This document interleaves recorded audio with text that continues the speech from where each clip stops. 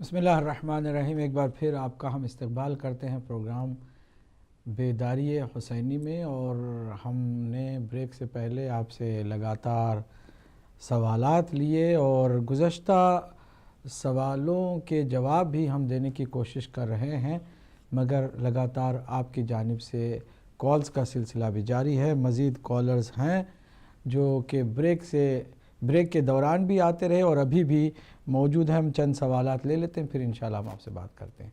جی السلام علیکم ورحمۃ اللہ۔ وعلیکم السلام، میں چیک ریپبلک سے بول رہا ہوں، اگر اجازت ہو تو میرے صاحبزادے ایک ربائی پڑھنا چاہتے تھے۔ جناب بسم اللہ پڑھیے۔ آداب۔ آداب بیٹے آداب، پڑھو بسم اللہ پڑھو۔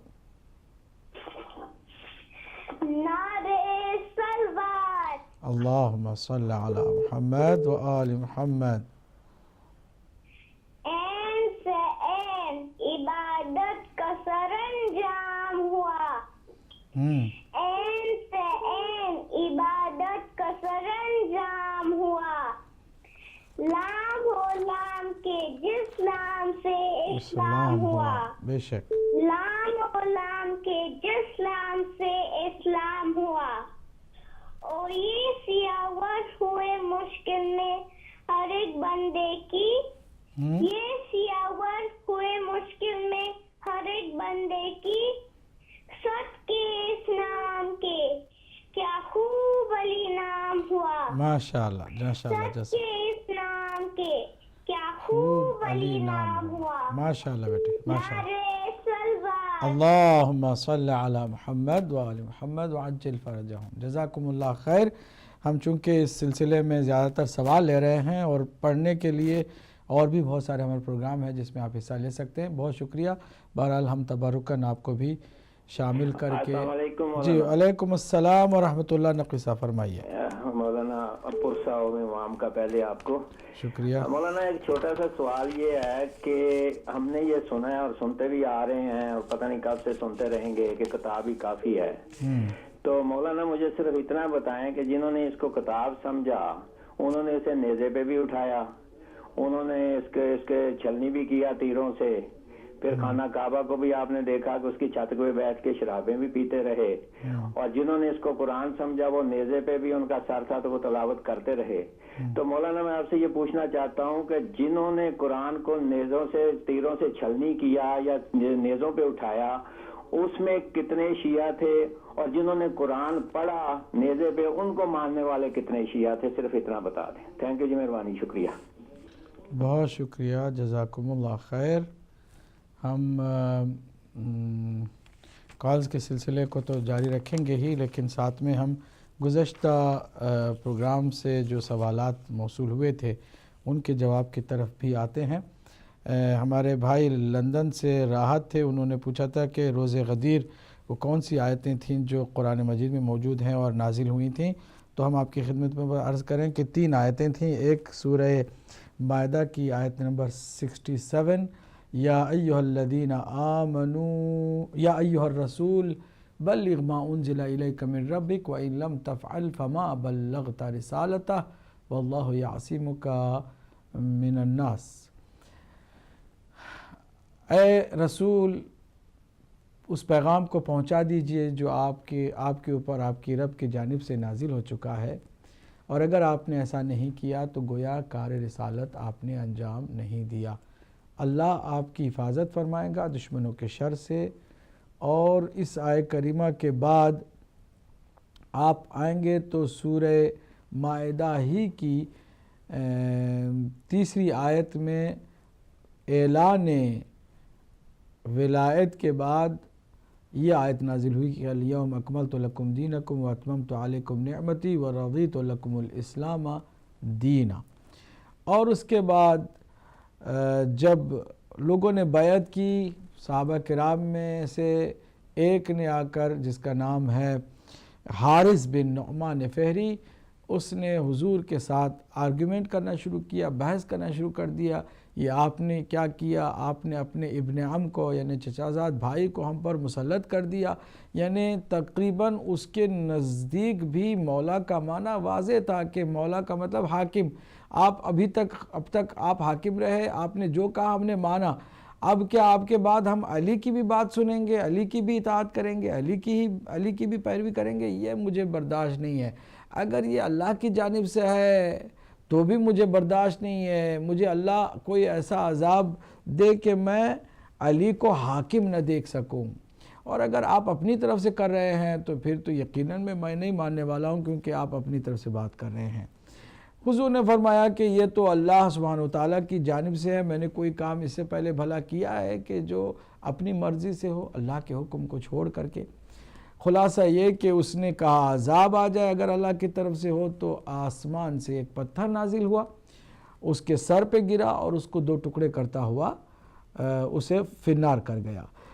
اس سلسلے میں قرآن مجید کی سورہ معارج کی آیت ہے سأل سائل بعذاب واقع، ایک مانگنے والے نے عذاب واقع ہونے کی دعا کی، عذاب مانگا۔ للکافرین لیس لہ دافع، اور کافروں کے لیے کوئی بھی بچاؤ کرنے والا نہیں ہوگا، اور وہ سیدھے واصل جہنم ہوا۔ یہ آیات ہیں کہ جو غدیر کے دن نازل ہوئی ہیں۔ کالز کا سلسلہ چونکہ جاری بھی ہے، ہم ایک جواب دے کر کے ایک کال کو شامل کرتے رہیں گے، اور اس طرح آج پروگرام میں دونوں طرف سے رونق میں اضافہ کریں گے۔ کال کو شامل کرتے ہیں جی۔ السلام علیکم ورحمۃ اللہ۔ وعلیکم السلام حضرت جناب قبلہ، جناب حافظ صاحب مقصود سے جناب فرمائیے مقصود سے۔ قبلہ یہ روایت ہے کہ جناب حسین علیہ السلام نے کربلا میں یہ پوچھا تھا کہ کیا میں تمہارے نبی کا نواسا نہیں ہوں، اور کیا میں نے دین اسلام کے خلاف کچھ کام کیا یا شریعت محمدی کے؟ اس سے ظاہر ہوتا ہے کہ یہاں صرف بات رسالت کی تھی، اللہ کے متعلق حسین نے علیہ السلام نے نہ پوچھا نہ اعتراض کیا، وہ لوگ اللہ کو مانتے تھے۔ سوال یہ ہے کہ کیا اجر رسالت دیے بغیر انسان اللہ پر یقین رکھے، اللہ پر ایمان لائے، تو رسالت پر ایمان نہ ہو تو کیا مسلمان رہ سکتا ہے؟ بہت مہربانی۔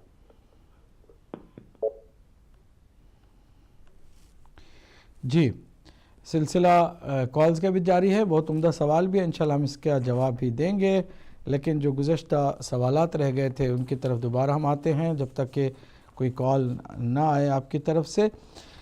ملک بدر منیر صاحب نے سوال یہ کیا تھا برمنگم سے گزشتہ ہفتے کہ حضرت اویس قرنی رضوان اللہ تعالی علیہ کے بارے میں بتائیے کہ وہ کس طرح مولا علی علیہ السلام کے پاس آئے تھے جنگ صفین کے موقع پر، اس کے بعد پھر ان کی کس طرح شہادت ہوئی تھی۔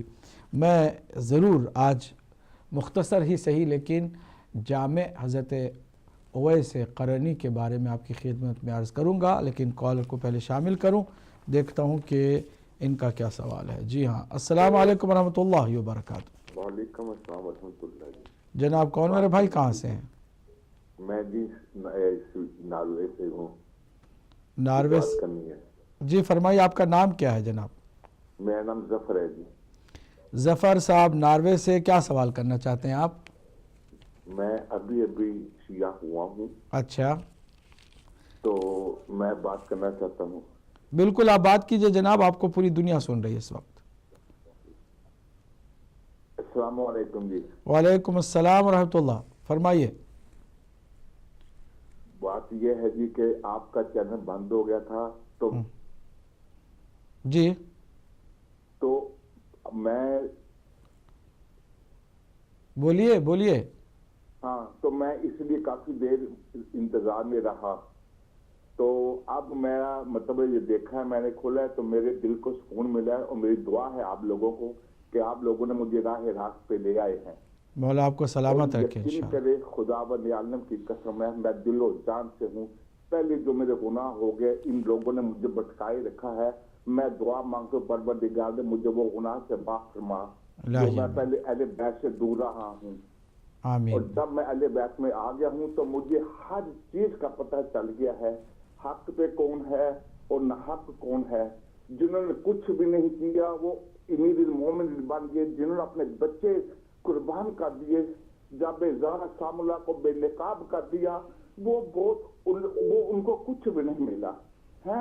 तो मैं यही सवाल करता हूँ, मैं मौला पंत आपको सादोबाद रखे।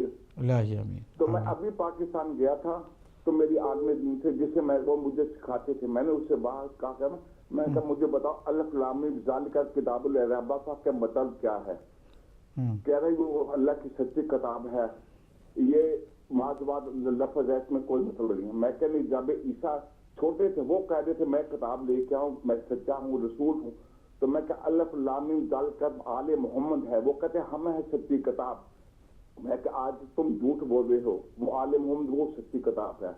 और दूसरी बात यह है कि मैं मोहम्मद मुस्तफ़ा सल्लल्लाहु अलैहि वसल्लम को सबसे अफजल मानता हूँ। बेशक, अगर मोहम्मद मुस्तफ़ा सल्लल्लाहु अलैहि वसल्लम के मतलब उसकी औलाद कोई भी कहे तो मैं उसको कभी नहीं मानता। रसूल के दुश्मनों पर लानत करता हूँ, और जाबे अली के दुश्मनों पर लानत करता हूँ, और जाबे फातिमा ज़हरा सलाम अलैहा के दुश्मनों पर लानत करता हूँ, इमाम हसन के कातलों पर लानत करता हूँ, और अहले बैत के दुश्मनों पर लानत करता हूँ। इनको अभी भी समझ नहीं आती। इमाम हुसैन के नाम पर चंदा इकट्ठा कर रहे हैं, छबीले बना रहे हैं, और तुमने कातिल तुम ही हो असल में इमाम हुसैन अलैहिस्सलाम के, और कोई कातिल नहीं है।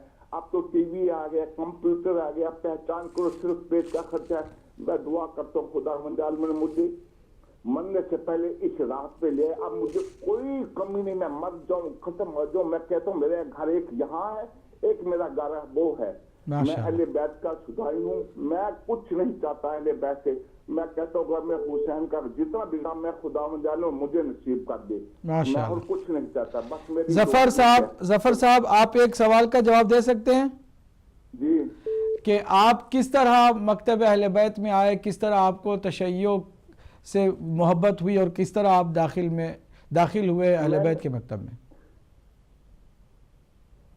जी फरमाइए। मैं सिर्फ जब ज़हरा सलामुल्लाह अलैहा का वो बीबी का दरबार में जाना और बीबी का हक मांगना, मैं कहता मुझे मौत क्यों नहीं आ गई मैं ये सुन के कि बीबी का हक जो अल्लाह का वजूद थी, अल्लाह का पर्दा थी।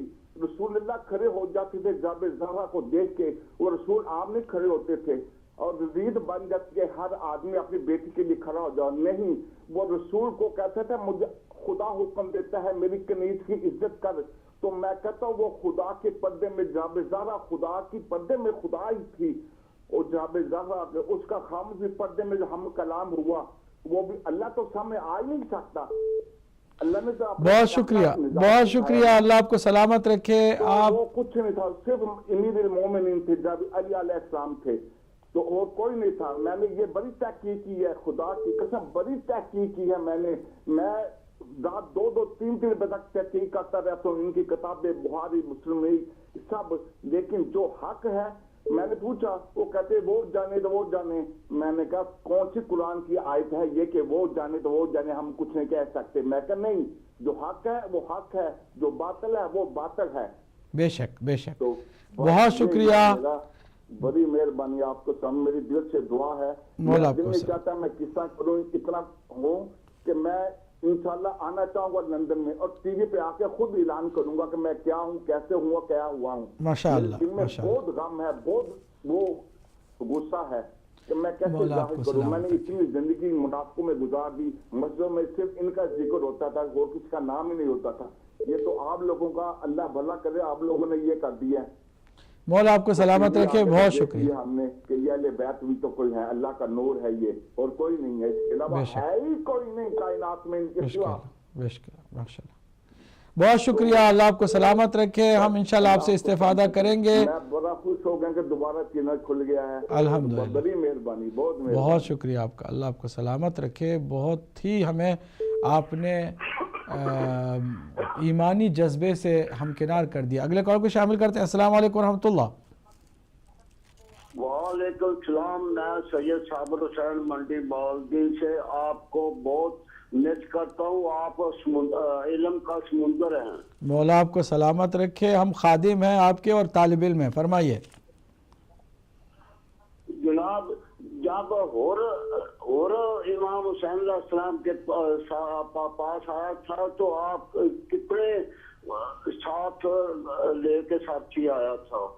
جی کہ میں واقعی اللہ واقعی رسول اولی الامر منکم کو یاد کرنے اور یہ محمد بھائی جو ہوا ہے میں اس کی خوشی میں مولا کو یاد کرنے لگا ہوں. ماشاء اللہ. بسم اللہ بسم اللہ. نعرہ تکبیر. اللہ اکبر. اللہ نعرہ رسالت. یا رسول اللہ. نعرہ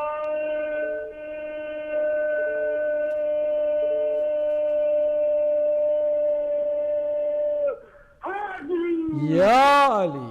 جزاک اللہ. بہت شکریہ بہت شکریہ. اللہ آپ کو سلامت رکھے. اگلے کو بھی شامل کرتے ہیں. السلام علیکم ورحمۃ اللہ. علیکم السلام. قبلہ نہایت معتبرانہ گزارش ہے کہ سوالوں کے جواب دیجئے. 1 گھنٹہ گزر چکا ہے اور کالر تو ساری رات آتے رہیں گے. میری معتبرانہ گزارش ہے ضرور کہ ضرور. سوالوں کا جواب دیجئے. ابھی چونکہ دیکھیں نا ابھی بیچ میں کیسے کیسے ہیرے بھی نکل آئے ہیں. اور دیکھیں آج اس کال کے سلسلے میں ایک ایسا بھی ہیرا سامنے آ گیا ہے کہ جس کو اللہ نے محبت اہل بیت سے سرشار دل دیا اور توفیق دی کہ وہ مکتب اہل بیت میں داخل ہو جائے اور آ کر برملا اظہار بھی کرے. تو کالز ہم لیں گے تھوڑی دیر کے لیے, پھر اس کے بعد ہم انشاءاللہ جواب کی طرف آتے ہیں. جی السلام علیکم ورحمۃ اللہ. وعلیکم السلام. عابدی صاحب کیسے ہیں؟ الحمدللہ. پرویز صاحب فرمائیے. عابدی صاحب 1-2 حوالے اگر آپ ان پہ روشنی ڈال دیں. جی بسم اللہ.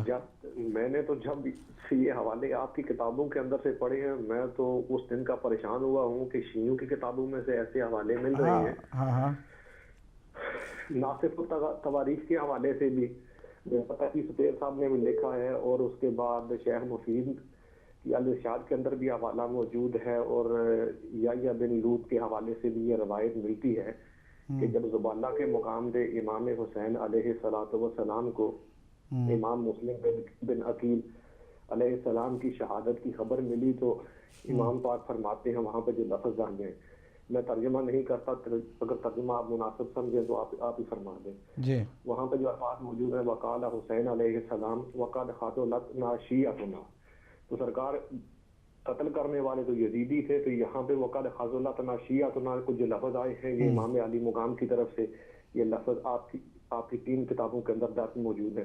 میں تو ان کو دیکھ کر پریشان ہو گیا. دوسرا شیخ مفید کے حوالے سے کہ امام حسین علیہ السلام نہیں آپ مجھے یہ بتا سکتے ہیں پرویز بھائی کہ آپ پریشان کیوں ہو گئے؟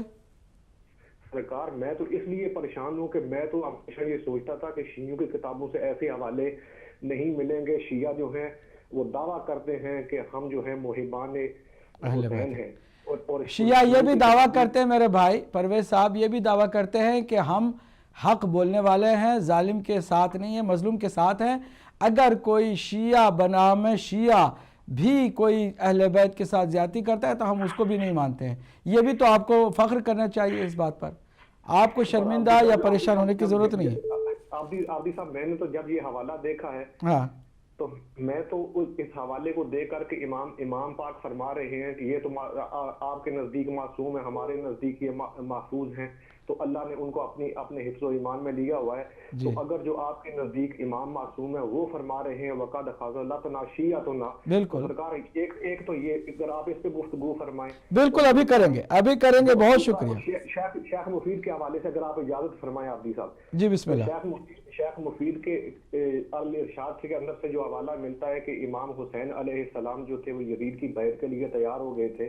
تو 3 شرائط جو تھی کہ اگر یہ واپس مدینہ چلا جاؤ یا کسی قلعے کے اندر نہیں, یہ تو خیر ضعیف روایتیں ہیں, ضعیف روایتوں کو نقل کرنے کے ساتھ. عابدی صاحب مجھے اگر آپ سوال کرنے کی اجازت دیں تو آپ بعد میں آپ سوال کریں نا, آپ تو پوری تقریر کرنے لگے, سوال کریں تو ہم سنیں گے کیوں نہیں. اور اس کے بعد عابدی صاحب جو تنزیہ الانبیاء کے اندر حوالہ موجود ہے کہ امام علی مقام نے دل میں یہ گمان کیا کہ یزید جو ہے ان ظالموں کے مقابلے سے میرے ساتھ وہ نرمی سے پیش آئے گا, اور یزید ہمارے چچا کا بیٹا ہے. سرکار اگر آپ ان حوالوں کو گفتگو فرمائیں. امام اگر یزید کی بیعت کے لیے تیار ہو گئے تھے تو کیا زبان سے اقرار کرنا یہ بیعت کے لیے کافی ہے یا نہیں ہے؟ سرکار آپ اس پہ گفتگو فرمائیں. لڑائی جھگڑے والی کوئی بات نہیں ہے. آپ کو اپنا عقیدہ مبارک ہو, جو دوسرا کو دوسرا رکھتا ہے ان کو مبارک ہو. ایک بات جو کلیئر کٹ ہے, کربلا کے میدان کے اندر امام حق پہ تھے, امام پاک اور یزید ولی. جزاک اللہ احسن. اللہ آپ کو سلامت رکھے. کالز کا سلسلہ جاری بھی ہے لیکن میں چاہوں گا کہ آپ کی طرف آؤں، لیکن 2-4 منٹ اور ہیں تو میں کالز کو پہلے لے لوں، اس کے بعد پھر آپ سے ہی جواب کا آغاز کرتے ہیں۔ السلام علیکم ورحمۃ اللہ۔ السلام علیکم۔ وعلیکم السلام، کون میرے بھائی کہاں سے ہیں؟ قبلہ میں ملک بدر منیر بول رہا ہوں۔ ملک بدر منیر صاحب، آپ کے گزشتہ سوال کا بھی جواب دینے جا رہے ہیں ہم، اور مزید آپ جی میرا سوال قبلہ یہ ہے کہ پرویز صاحب جو کبھی کبھی آپ کو فون کرتے ہیں، جی میں نے ان کو دیکھا نہیں ہے نہ میں جانتا ہوں، لیکن میں یہ کہہ سکتا ہوں کہ ان کے جو سوال ہوتے ہیں وہ یقیناً بہت ہی مضبوط، اور یعنی کہ ان کے پیچھے مقصد ہوتا ہے جی، اور یعنی کہ جو سوال انہوں نے کیا ہے میرا بھی اس سے ملتا جلتا سوال ہے قبلہ جی کہ تعصب کی اینک میں نے کبھی پہنی نہیں ہے، نہ میرے بھائیدار نے۔ الحمدللہ آپ سے کئی دفعہ میں نے سنا اور دیگر علماء سے کہ جو فقہ جعفریہ ہے، یعنی کہ اہل تشیع جو دین لیا ہے وہ اہل بیت طہار اسلام سے لیا ہے، تو جو دوسری پارٹی ہے کسی یعنی کہ فلاں صحابہ سے فلاں صحابہ سے فلاں صحابہ سے، تو وہ تو الگ بات رہ گئی۔ تو میں نے کتابیں اسٹڈی تو نہیں کی، لیکن یعنی کہ مختلف علماء سے سنائی، آپ سے یعنی کہ پرویز صاحب نے کئی حوالے دیے ہیں، تو یہ مجھے سمجھ نہیں آتی کہ جب کہ اہل بیت طہار اسلام سے جتنی بھی حدیثیں لی گئی ہیں یا قول لیے گئے ہیں، تو اس میں یعنی کہ جو اہل تشیع کے ہاں جتنے بھی حدیثیں ہیں ان میں تو کوئی ایسی ضعیف یا دائیں بائیں کی حدیث کا تو سوال ہی نہیں پیدا ہونا چاہیے۔ مجھے یہ جواب دیجیے گا کہ یہ کیسے حوالے یعنی کہ یہ کیسے روایت جو ہے اہل تشیع کے ہاں حدیثوں میں بہت عمدہ، بہت عمدہ، بہت عمدہ، بہت عمدہ، جزاک جزاک علیکم السلام ورحمۃ اللہ وبرکاتہ۔ مزید 3 کالز میں لے سکوں گا، پھر اس کے بعد ہم جواب کی طرف آتے ہیں۔ جی السلام علیکم ورحمۃ اللہ۔ وعلیکم السلام قبلہ۔ جناب خادم حسین صاحب فرمائیے۔ گزارش یہ ہے کہ لفظ شیعہ کو قرآن مجید میں بھی تنبیہ کی گئی ہے، اور امام معصومین نے بھی شیعوں کو برا کہا ہے، اور شیعہ نے معاویہ کبھی شیعہ نے علی نہیں ہو سکتے۔ شیعہ نے معاویہ جو ہیں وہ لعن اللہ ہیں، ان پر خدا کی لعنت ہے، اور جو شیعہ نے علی ہیں وہ محبان ہیں، ان کو خیر البریہ کہا ہے۔ ان من شیعتی لا ابراہیم، ان کو ابراہیم اور حضرت نوح کا ساتھی کہا ہے کہ یا علی انت شیعتی و شیعتی۔ انشاءاللہ وہ بات ہم کریں گے خادم صاحب، آپ فکر نہ کریں، ہم اس کا جواب دے رہے ہیں، ٹھیک ہے؟ بہت شکریہ آپ کا، اللہ آپ کو سلامت رکھے۔ آخری کال۔ جی السلام علیکم ورحمۃ اللہ۔ جی وعلیکم السلام مولانا صاحب۔ جی اشتیاق صاحب۔ جی 1 منٹ کے لیے، ماشاءاللہ ہمارے اس بھائی نے جو فون کیا تھا، اللہ پاک نے دیکھے علامہ صاحب یہ بیداری حسینی ہے، یہ آپ کی محنت ہے، لیکن جو نہیں آنا چاہتے وہ الٹے بلٹے سوال تو کرتے رہتے ہیں پروگرام میں۔ میری طرف سے بہت بہت مبارک ہو۔ میں یہ سمجھتا ہوں کہ جناب زہرا سلام اللہ کا اس بھائی کے اوپر خاص طور کے اوپر کرم ہے، جس نے ڈنکے کی چوٹ پہ آپ کہ یہ ثابت کر دیا ہے کہ وہ شیعہ ہوئے ہیں، تو اسی حق کے زہرا کے بنا پر کہ کون کون سے میرے بھائی پرویز صاحب کے لیے گزارش ہے کہ خدا را آپ دیکھ لیں، ہر بات جو ہے نا سوچنے کی بات ہے۔ ہماری کتابوں کی باتیں کرتے ہیں تو اپنے کو بھی چھانو نا، وہ بھی ختم کریں نا، سب سے پہلے جو قرآن کے بعد دوسرا درجہ دیتے ہیں۔ نہیں کوئی بات نہیں، کوئی بات نہیں، آپ سوالوں کا جواب موجود ہے تو آپ پریشان نہ ہوں، کوئی بات نہیں انشاءاللہ۔ پرویز صاحب کے جی اشتیاق بھٹ صاحب بھی جو ہے وہ بھی الحمدللہ اہل سنت سے تشیع کی طرف آئے ہیں، جیسا کہ انہوں نے بتایا ہے۔ میں ملک بدر منیر صاحب سے پہلے پرویز صاحب کو پریارٹی دینا چاہوں گا، ان کے 2 سوال بہت اہم ہیں، میں ان کے سوالوں کا جواب میں چاہوں گا کہ آپ کی خدمت میں پیش کروں، اور ہمارے بھائی سنتے ہیں، جوابات تو لیتے ہیں، لیکن اس کے بعد آ کر کے یہ نہیں بتاتے کہ جواب سے وہ کس حد تک مطمئن ہوئے ہیں، پھر کوئی اور چیز لے کر آتے ہیں۔ اور اس طرح کے سوال تو تقریباً 6 سال میں کئی دفعہ انہوں نے کیا ہے، مجھ سے بھی کیا ہے، اور دیگر علماء جہاں یہاں پر آتے ہیں ان سے بھی کیا ہے، جواب بھی ملا ہے، لیکن ان کو لگتا ہے کہ ابھی تحقیق مزید کچھ اور کرنے کی ضرورت ہے، کیونکہ جو سوال کے جواب دیے جا چکے ہیں وہی بار بار پوچھتے رہتے ہیں۔ کوئی بات نہیں، ہم ناسخ التواریخ اور دیگر کتابوں میں زبالہ کے مقام پر حضرت مسلم ابن عقیل سلام اللہ علیہ کی شہادت کی خبر پائی تو میرے مولا حسین نے یہ فرمایا کہ ہمارے شیعوں نے ہمیں دھوکہ دیا ہے، شرمندہ کیا ہے، رسوا کیا ہے۔ کوفے کے اندر حضرت مسلم کے ہاتھوں بیعت کر کے بظاہر اپنے آپ کو شیعہ کہلانے والوں نے بے وفائی کی۔ ہم بے وفاؤں پر لعنت کرتے ہیں، اور ہمارا یہ طرح امتیاز ہے کہ ہم اپنے سگے رشتہ دار کو بھی جائی کہ برائے نام کوئی شیعہ ہو غلط کرے تو ہم غلط کہتے ہیں۔ یہ جرأت آپ کے اندر بھی پیدا ہونی چاہیے۔ یہ جو مضبوط گاڑی قسم کی پٹی آنکھوں پر باندھی ہوئی ہے کہ نہیں صحابہ کے لیے کچھ بھی نہ ہم سننا چاہتے ہیں نہ سمجھنا چاہتے، کچھ بھی وہ کر لیں ہم ان کو سپورٹ کریں گے، یہ اندھاپن ہے۔ ہمارے ایسا نہیں ہے بھئی۔ اگر کسی زمانے میں کوئی برائے نام شیعہ رہا اور شیعیت کا اس کے اندر کوئی بھی اثر باقی نہ رہا، اس نے اماموں کی محبت کا دعویٰ کر کے اماموں کو دھوکہ دیا، تو ہمارے نزدیک بھی، اماموں کے نزدیک بھی وہ ملامت کے قابل ہوا، لعنت کے قابل ہوا۔ کوفے والوں نے جنہوں نے حضرت مسلم ابن عقیل کے ہاتھ میں بیعت کر کے شیعہ اپنے آپ کو کہلا کر کے دھوکہ دیا، کب قابل تعریف ہوئے کہ ہم ان کی تعریف کر رہے ہوں تو آپ یہاں پر لا کر پیش کریں کہ آپ کیسے تعریف کر سکتے ہیں، جبکہ آپ کے امام نے یہ فرمایا ان کے لیے کہا ہے، ہم بھی لعنت کرتے ہیں آپ بھی کریں۔ یہ کتنی دفعہ ہم کہہ چکے ہیں، لیکن نہیں، پتہ نہیں آپ کیا، چونکہ جیسے آپ کے ذہن میں ایک کانسیپٹ ہے صحابہ کو لے کر کے بھائی کسی صورت میں چاہے معاویہ ابن سفیان جیسے سینکڑوں صحابہ کا قاتل ہی کیوں نہ ہو، صحابی ہونے کی وجہ سے اس کو بھی ڈیفینڈ کرو۔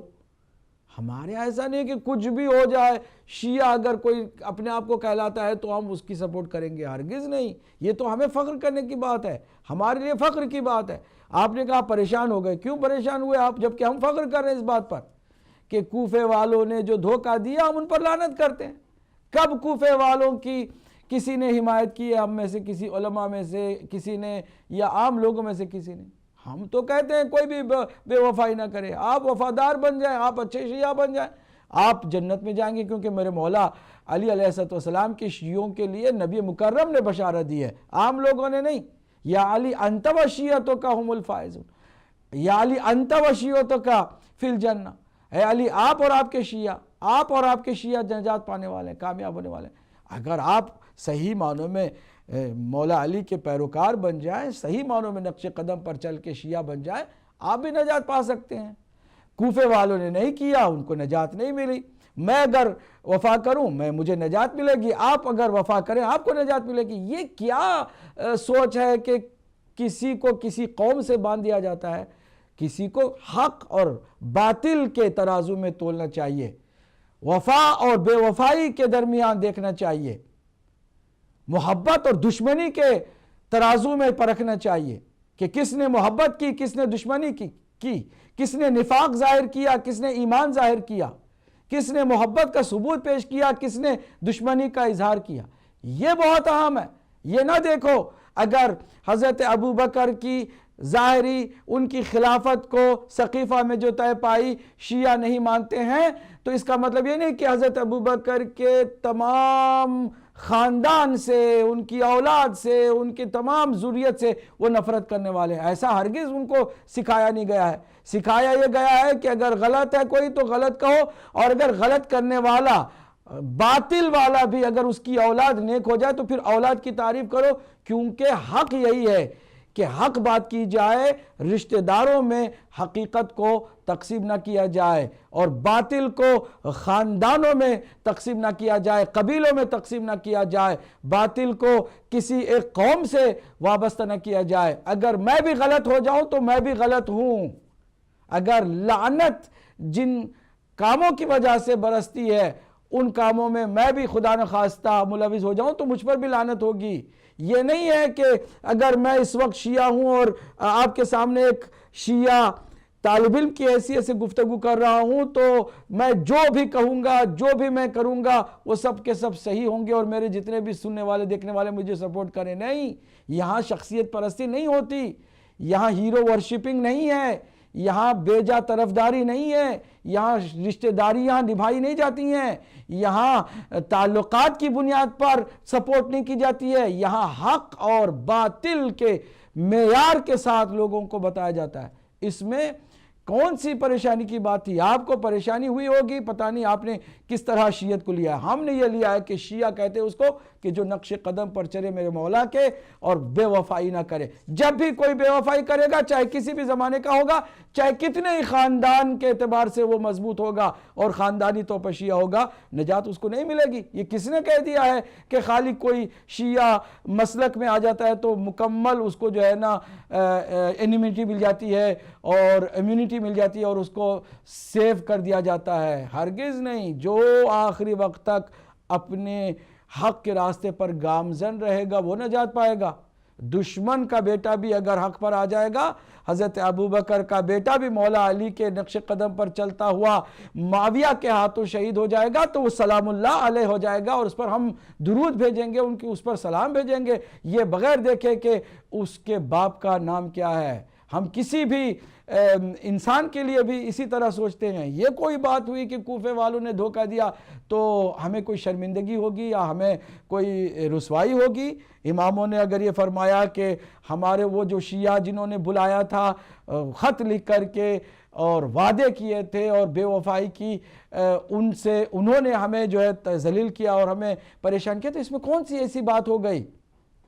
اب رہی بات بیعت کے لیے تیار ہو گئے تھے، اس طرح کی بکواس باتیں کسی بھی کتاب میں ہوں، پھر ہم آپ کی خدمت پر عرض کریں، ہم معذرت کے ساتھ میرے بھائی پرویز صاحب، پتہ نہیں آپ کی سوچ کب اللہ کی جانب سے صحیح ڈگر پر آئے گی، کیونکہ جب بھی آپ نے اس طرح کی باتیں کی ہیں اپنی اس سوچ کو بہرحال تبدیل نہیں کیا ہے۔ سوچ آپ کی یہ ہے کہ کتابوں میں اگر کسی کے مسلک کے کوئی بات ہے تو سارے مسلک پر وہ بات تھوپنے کی کوشش کی جائے۔ ایسا نہیں ہے میرے بھائی، لکیر کے فقیر کوئی بھی نہ بنے، آپ سے بھی گزارش ہے، لکیر کے فقیر مت بنیے۔ آپ کے اندر بھی جرأت پیدا ہو جانی چاہیے کہ اگر بخاری میں بھی کوئی غلط بات ہے تو آپ کہیں غلط ہے۔ بخاری تو کیا آسمان سے نازل شدہ کتاب ہے؟ کوئی صحیفہ ہے قرآنی یا آسمانی؟ آپ کے اندر یہ جرأت پیدا ہونی چاہیے آپ اگر حق کی طرف آنا چاہتے ہیں۔ لیکن آپ کو صرف یہ ہے کہ میں فلاں مسلک کا ہوں تو فلاں مسلک کی جتنے باتیں ہیں، جتنی کتابیں ہیں، جتنے علماء ہیں، جتنے لوگ ہیں، ان کو کسی صورت میں مجھے دفاع کرنا ہے، تو یہ سراپا اندھا پن ہے۔ یہ اسلام کی ہرگز سوچ نہیں ہو سکتی ہے۔ یہ ایک تعصب کی خطرناک بیماری ہے جو لگی ہوئی ہوتی ہے۔ میں اپنے کسی بھی شیعہ کتاب کے 100% قرآن، نہج البلاغہ، صحیفہ سجادیہ، 3 کتابیں ایسی ہیں کہ جن کی اتھنٹسٹی پر ہمیں یقین اعتبار ہے۔ باقی کتابوں میں اگر کوئی ضعیف باتیں آ جاتی ہیں تو ہم نے کسی بھی کتاب کا 100% نہ ٹھیکہ لیا ہے نہ ہم 100% دفاع کرنے کے لیے تیار ہیں۔ غلط ہوگی بات فوراً کہہ دیں گے غلط۔ اچھا، اب یہ جو بیعت کے تیار تھے یا کچھ اس طرح کی ضعیف باتیں، اس کے مقابل میں ہم دیکھتے ہیں جو مضبوط متواتر معصومین کی زبان سے، مولا حسین علیہ السلام کی زبان اقدس سے نکلے ہوئے جملے کیا ہیں؟ مثلی لا یبایع مثل یزید، مجھ جیسا یزید جیسے کہ ہرگز بیعت نہیں کر سکتا۔ یہ میرے مولا حسین علیہ السلام کا اسٹیٹمنٹ ہے۔ میرے مولا حسین علیہ السلام کا یہ اسٹیٹمنٹ ہے کہ ان الدعی ابن الدعی قد رکزنی بین السلط والذلہ ہیہات من الذلہ۔ ایک گھٹیا باپ کے گھٹیا بیٹے یعنی یزید نے، یزید کی جس کا باپ معاویہ ہے، میرے مولا حسین نے فرمایا ایک گھٹیا باپ کے گھٹیا بیٹے نے مجھے 2 راستوں میں سے ایک راستہ چننے کے لیے کہا ہے کہ یا تو میں اس کی بیعت کر کے ذلیل ہو جاؤں یا پھر بیعت کا انکار کر کے شہید ہو جاؤں۔ فرمایا ہیہات من الذلہ، مجھے ذلت ہرگز گوارا نہیں ہے، یعنی بیعت کا تصور بھی کوئی نہ کرے کہ میں کر سکتا ہوں۔ یہ میرا مولا حسین ہے، یہ میرا مولا حسین ہے کہ جس کو آپ ہر سال سنتے ہیں کہ فرمایا ان کان دین محمد لم یستقم الا بقتلی فیا سیوف خزینی، اگر میرے نانا کا دین، میری شہادت، میری قتل کے بغیر نہیں بچ سکتا تھے تلوارو، آؤ حسین حاضر ہے۔ ایسے تمام مضبوط متواتر معتبر مستند احادیث کے ہوتے ہوئے کوئی بھی عقل مند انسان ضعیف روایتوں کے پیچھے کیسے جا سکتا ہے جس کو لے کر آپ ہمیشہ بیٹھے ہوئے ہیں اور بار بار انہی چیزوں کو لا کر کے پیش کرتے ہیں؟ مرض ہے یہ.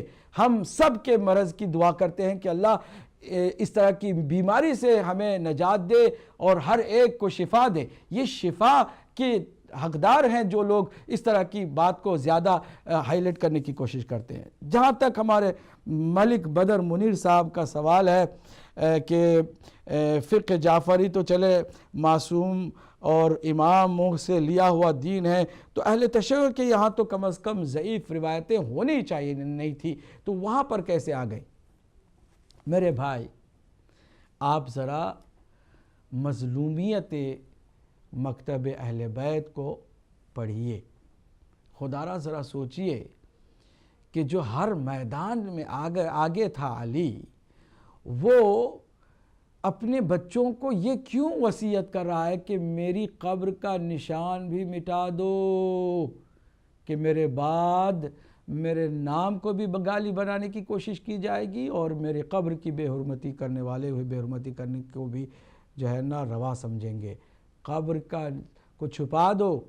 امام جعفر صادق علیہ السلام کے زمانے تک میرے مولا علی علیہ السلام کی قبر کا نشان نہیں تھا.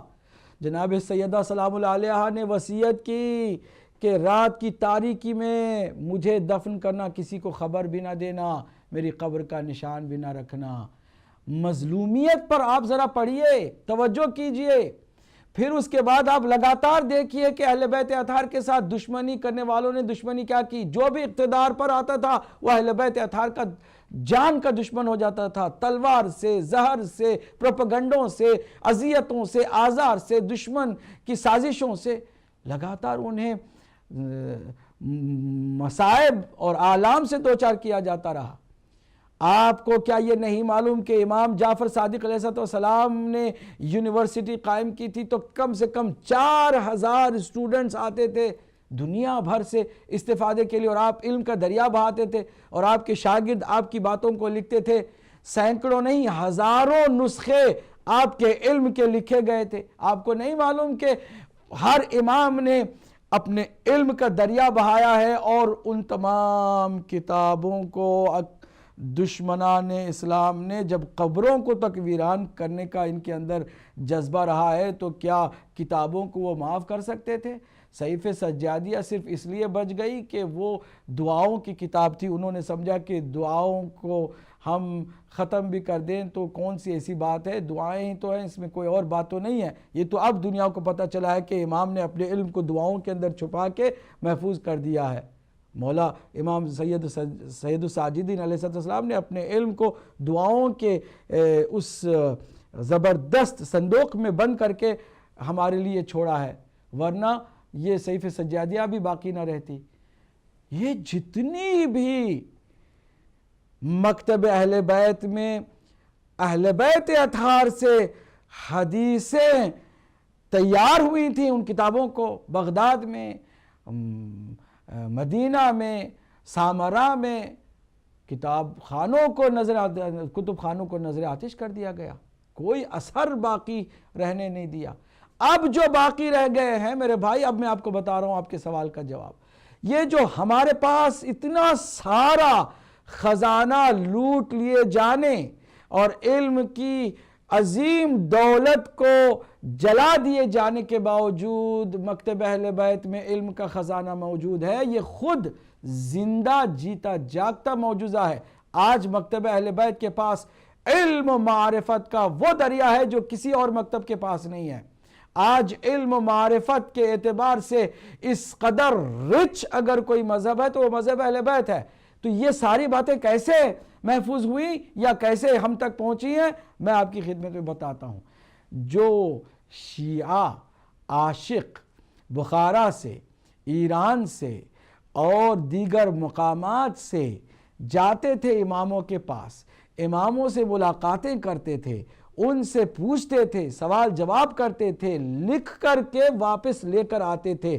جتنے بھی ارباب اقتدار تھے وہ عرب میں تھے، انہوں نے کتابیں جلا ڈالیں، انہوں نے معصومین کے اثرات مٹا ڈالے، انہوں نے قبروں کو تک مٹا ڈالا، ان کا بس چلے تو ان کے نام کو بھی مٹا ڈالتے، لیکن اللہ کا وعدہ کبھی بھی اکارت نہیں جانے والا تھا۔ آپ کے ناموں کو اللہ نے محفوظ رکھا، آپ کی کردار کو محفوظ رکھا، آپ کی علم کو بھی اس طرح محفوظ رکھا کہ یہ جو تاجر جاتے تھے، یہ جو یہاں سے وہاں جا کر کے لکھ کر لاتے تھے، انہوں نے محفوظ کیا، لے کر لے آئے، اپنی جگہ پر لکھا۔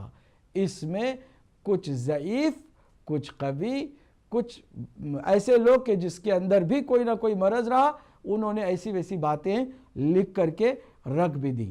اسی لیے ہمارے یہاں ہر کتاب کو 100% صحیح نہیں کہا جاتا۔ ہمارے یہاں احتیاط یہ برتی جاتی ہے کہ روایت کو اس کی سند کے ساتھ ساتھ درایت کے تناظر میں بھی دیکھیں۔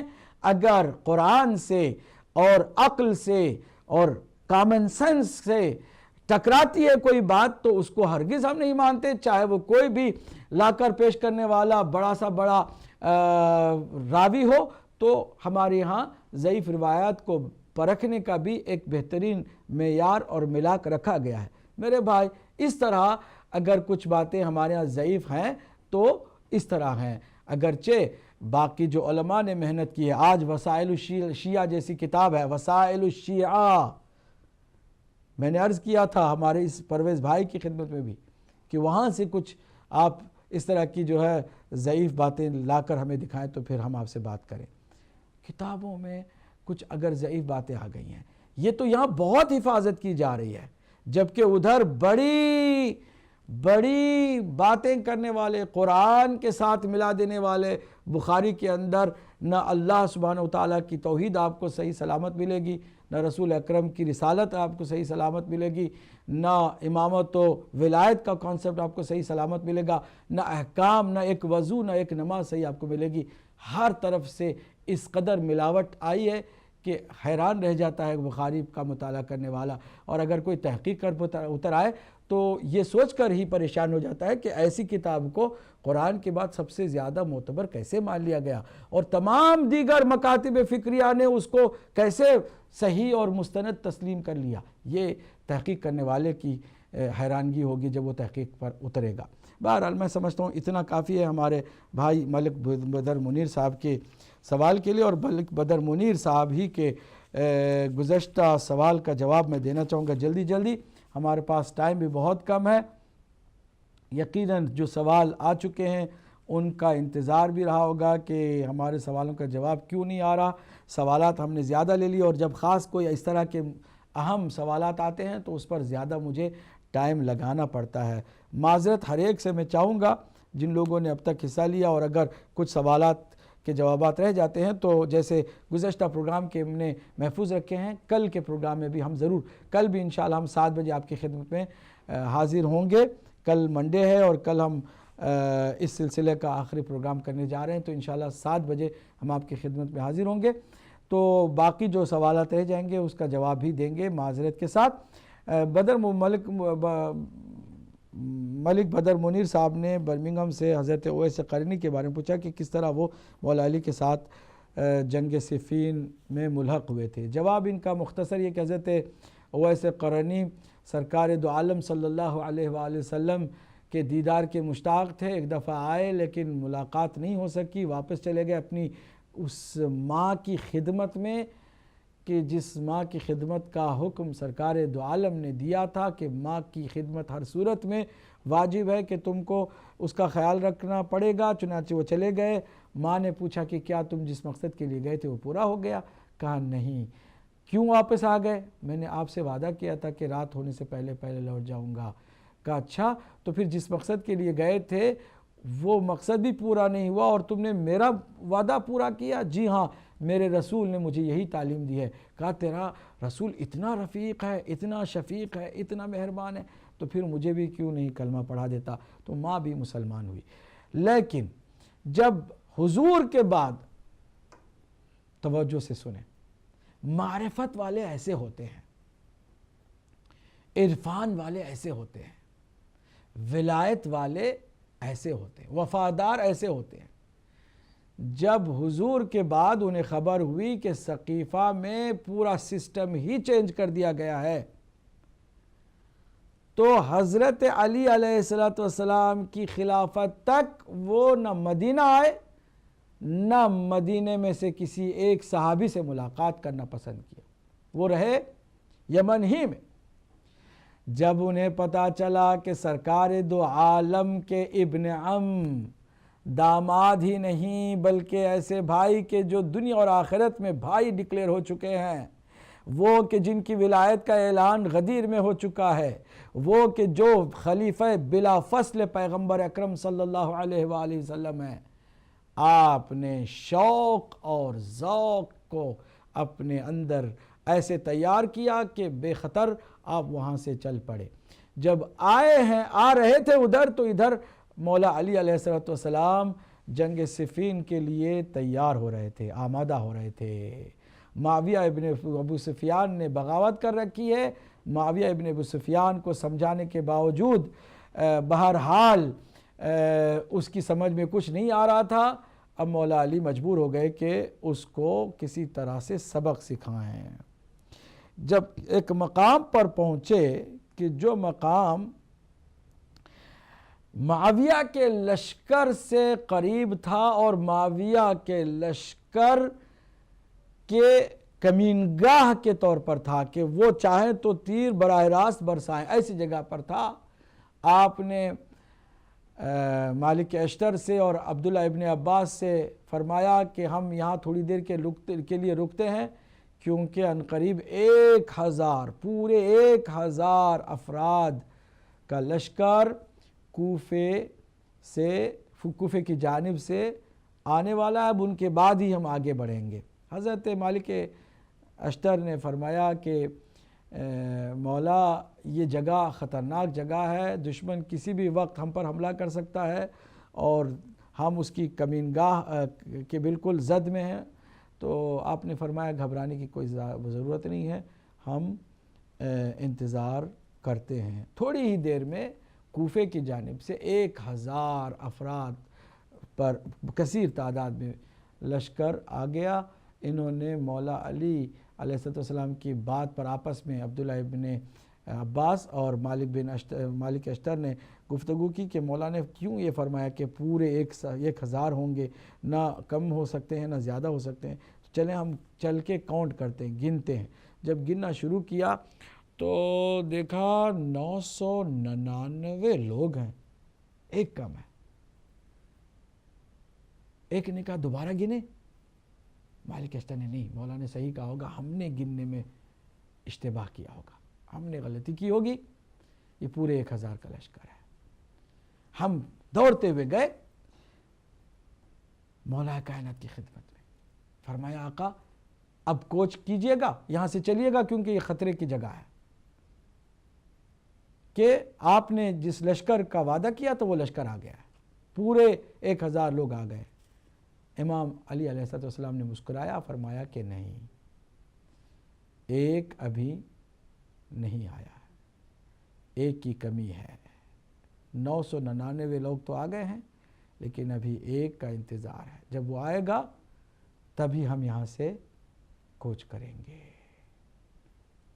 ایک دوسرے کو مالک اشتر نے اور عبداللہ ابن عباس نے دیکھا اور کہا کہ اچھا وہ کون ہے خوش نصیب کہ جس کے انتظار میں کائنات کا مولا بیٹھا ہوا ہے، کہ ہم استقبال کریں گے اس کا گرم جوشی کے ساتھ، پھر آگے بڑھیں گے۔